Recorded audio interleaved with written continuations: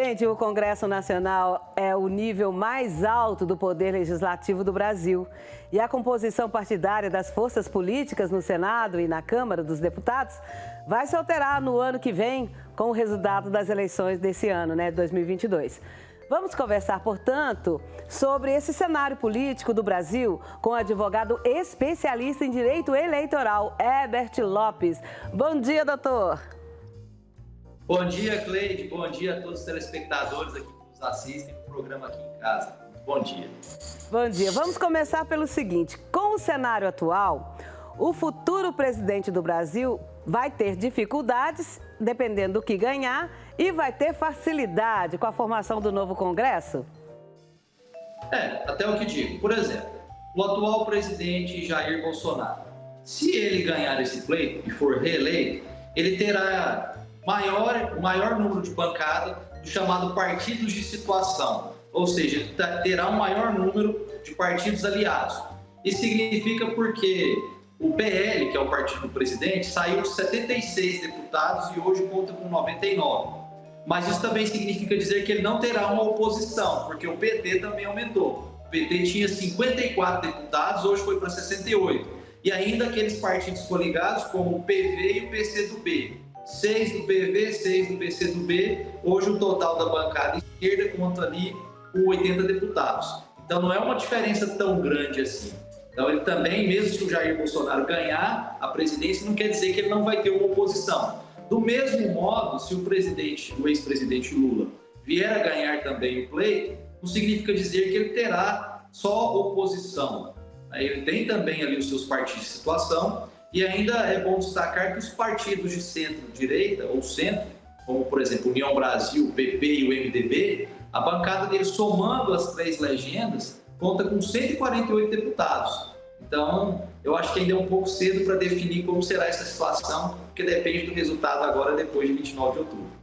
O que a gente viu também, doutor, é assim, alguns senadores que foram eleitos que não tem muito a ver com a política, é a primeira vez que estão se aventurando nisso, como o Pazuello, Dallagnol, Sérgio Moro, e eles já estão dando esse apoio muito grande ao presidente Jair Bolsonaro. Isso vai inviabilizar, se for no caso de Lula, isso vai deixá-lo mais assim, com dificuldades para governar o país?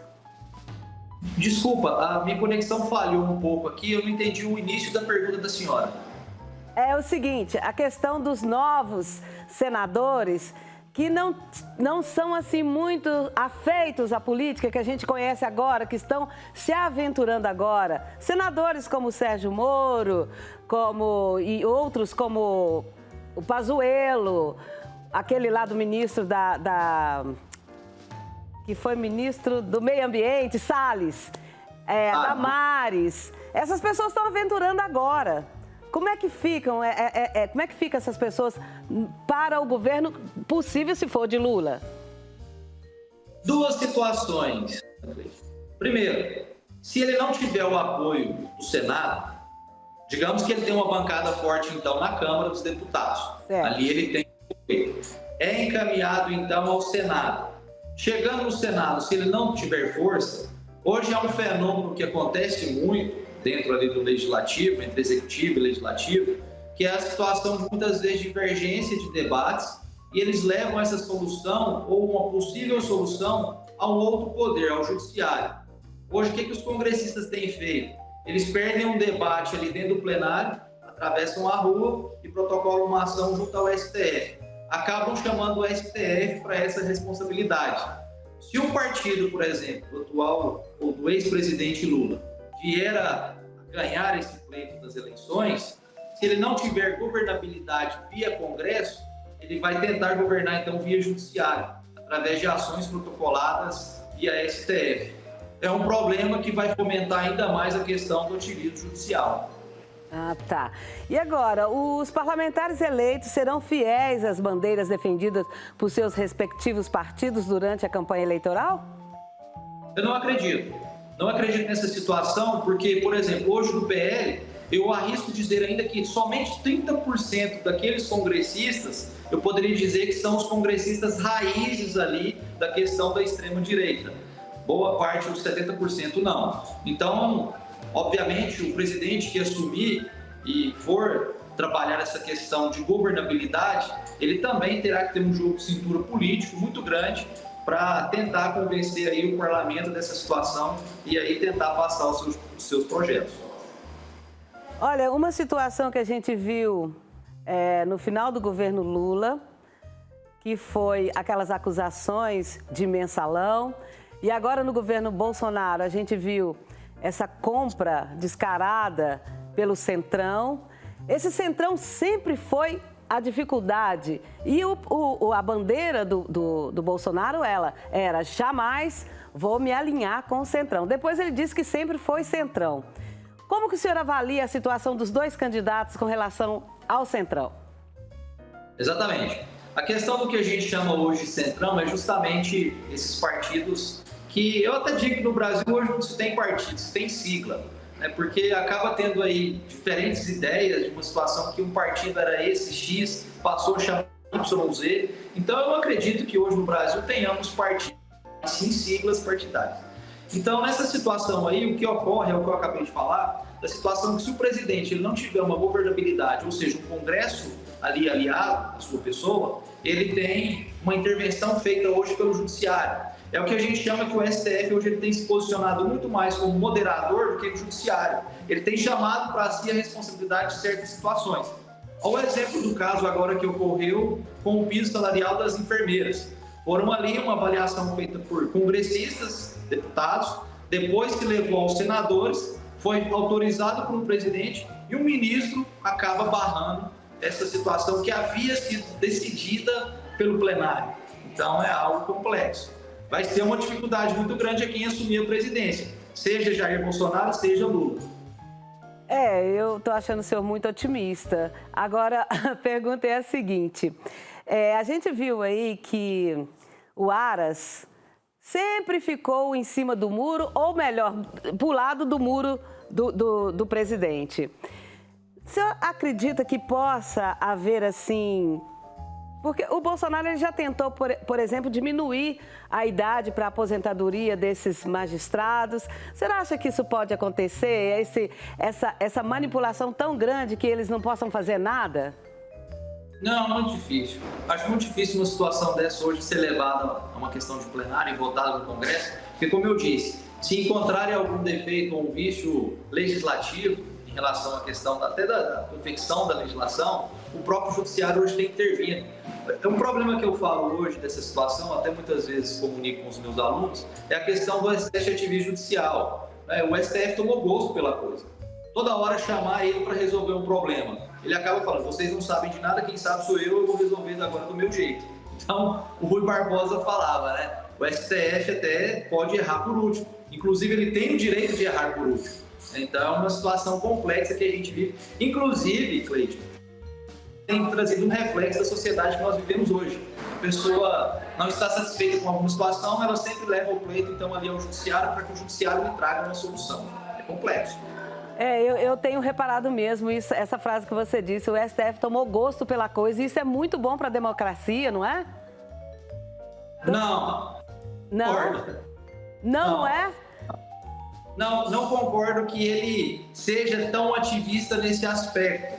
Ele acaba trazendo convicções, o que a gente entende como uma questão de insegurança. Eu poderia te dar um exemplo da decisão que está agora nas mãos do ministro Mendes, como é a situação hoje dos contribuintes. Uma questão que vincula sobre a contribuição social de lucro líquido, a CSLL. Porque se o ministro decidir uma situação ali, esse efeito pode ser retroativo e quantos empresários não pagarão em relação a uma situação que já havia sido decidida anteriormente? Ou seja, não há uma questão de uma segurança jurídica. É bem complicado, viu? Agora entendi, sim.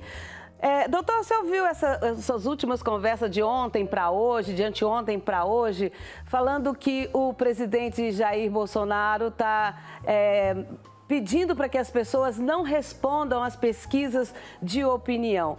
Qual que é a opinião do senhor sobre isso? Exatamente. Por quê? Ele ganhou uma certa força relação a essa temática, porque as pesquisas apontavam que ele teria ali entre 30 e ao final nós percebemos 44, quase 45%. Então ele tenta descreditar hoje a questão das pesquisas eleitorais, porque o brasileiro ele tem uma tendência a votar em quem está ganhando, em quem está na frente. Então ele acredita, a sua equipe acredita que barrando essa situação, eles deixariam ou não envolveriam uma questão no pleito democrático. Eu discordo, nesse aspecto eu discordo desse tipo de fala, porque o brasileiro não vai votar de acordo com pesquisa não, mas sim de acordo com propostas que forem apresentadas por ambos os presidentes. O senhor acredita ainda que não mudou um pouco essa situação, que o brasileiro ele gosta de votar em quem está ganhando, mas existe esse bolsonarista raiz mesmo que não muda de opinião não? Existe. Tanto o bolsonarista raiz quanto o lulista raiz existem. Esses aí não adianta a situação de quem tem ali o seu pleito ou o seu voto já definido.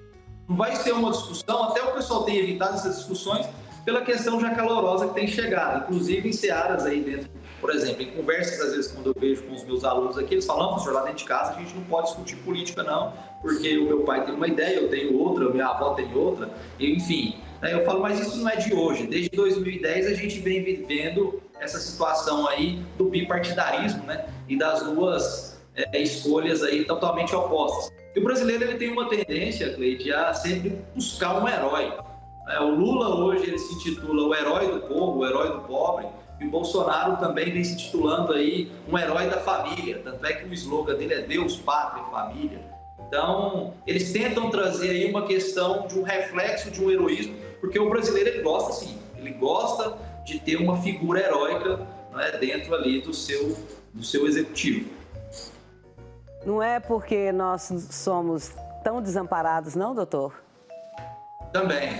Também, por uma questão histórica, alguns falam que como viemos aí, historicamente, de um reflexo, né, de uma sociedade que foi construída com base, né, aí numa exploração advinda de um Portugal, que depois saiu e largou um Brasil órfão. Então tem toda uma explicação sociológica por trás disso e alguns ainda acreditam nesse aspecto. Eu discordo um pouco ainda. Eu acredito que falta um pouco hoje ainda de pesquisa, de interesse em relação à questão da legislação, de procura realmente a questão. Por exemplo, ontem foi aniversário da Constituição. Perguntei em sala, ninguém sabia. Perguntei na rua, no meu escritório, para meus clientes, ninguém sabia o aniversário da Constituição. Então falta um certo desinteresse ainda nosso, né, e assumo essa questão como parte da população, por procurar, por exemplo, quando eu pergunto aos eleitores, algumas pessoas, quando vêm me perguntar a opinião política, eu falo assim, vocês leram os projetos que foram ali sancionados e, na verdade, arquivados no TSE? Qual que é o plano de governo de cada um dos políticos? Não, a maioria não lê. A maioria acaba votando por uma questão emotiva. E não é bem assim, não dá para votar com base em emoção.